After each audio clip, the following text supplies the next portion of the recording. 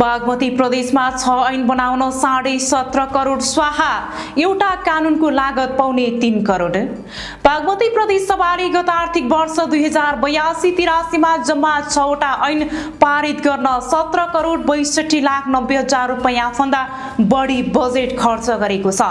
वर्षभरि हिउँदे र बजेट अधिवेशनका गरी कुल 20 वटा बैठक बस्दा भएको यस खर्च अनुसार प्रदेश सभामा एउटा कानून निर्माण गर्दा औसतमा करिब 3 करोड रुपैयाँ लागत परेको छ।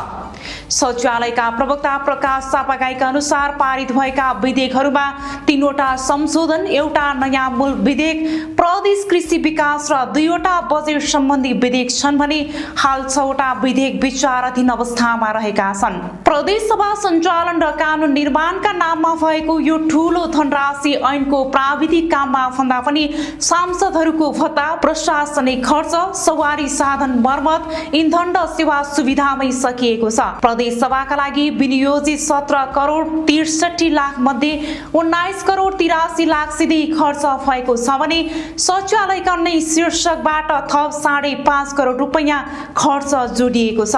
सांसदका स्वकीय सचिवहरूको पारिश्रमिक भुक्तानी नगर्दा पनि सचिवालयले कुल 29 करोडको बजेट सिलिङबाट 66% भन्दा बढी खर्च गरिसकेको छ।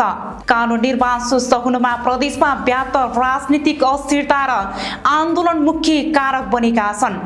अहिले सत्ता साझेदार नेकपा एमाले साउन 6 मा समर्थन फिर्ता लिएपछि मुख्यमन्त्री इन्द्रबहादुर बानिया अल्पमतमा परेका छन्। उनले संवैधानिक व्यवस्था अनुसार भदौ 3 गते संसदबाट विश्वासको मत लिने तयारी गरेका छन्, जसले गर्दा कानून निर्माण प्रक्रिया झनै प्रभावित हुने देखिएको छ।